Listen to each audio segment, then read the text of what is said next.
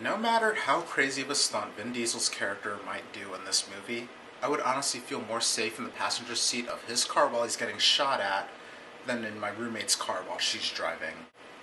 You don't know what I've been through.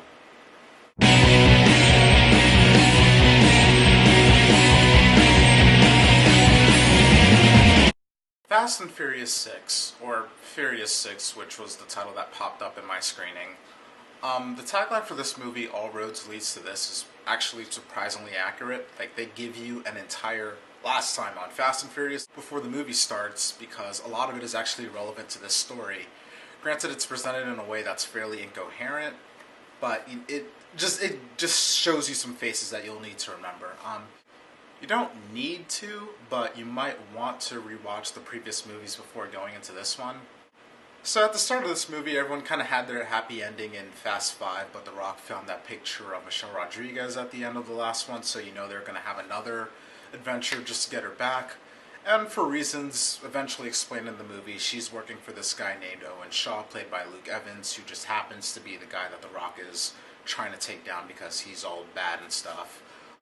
He realizes that in order to take down Luke Evans and his group of criminals that are good with cars, he needs to get in touch with his own group of criminals who are good with cars. So, in Furious 6, the crew is back again. Vin Diesel, Paul Walker, Tyrese, Ludacris, son Kang, Gal Godot, Jordana Brewster, and you even have Michelle Rodriguez back from the dead.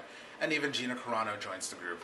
The only ones missing this time around are Don Omar and Tego Calderon, who are at least mentioned in this movie, but anyway, they're teaming up with The Rock to take on this group of criminals who are essentially after a microchip.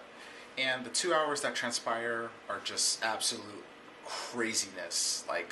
A lot of craziness in the beginning, a middle with a lot of exposition, and a third act with a lot of craziness. Like, you have flying headbutts, you have people jumping from cars and catching people in midair, you have a tank mindlessly just rolling over every car in sight, and even get cars getting scooped up and flipped, and it is awesome.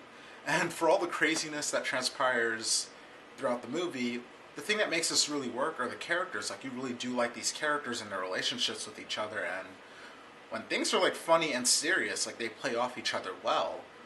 So while everyone was pretty crazy about Fast 5 2 years ago, I was kind of sitting in my corner thinking, well, I guess it was fun, but why was it 2 hours?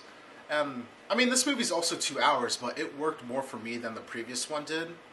All in all, I had fun with this. It's not a good movie, but it's a big, dumb, fun movie-going experience, and occasionally something might happen to get an emotional reaction out of you. So if you're still into the series, go see Fast and Furious 6. I don't think you'll leave disappointed. And of course, there's something during the credits to get you pumped for the next one, and as little sense as that scene made, it was still awesome, and it's good that they finally addressed that one issue concerning the timeline of the series. So I'll say, I don't want to give it away, but that's all I have to say about Fast and Furious 6. So if you like this review and you want to see more, please subscribe. I'd really appreciate it.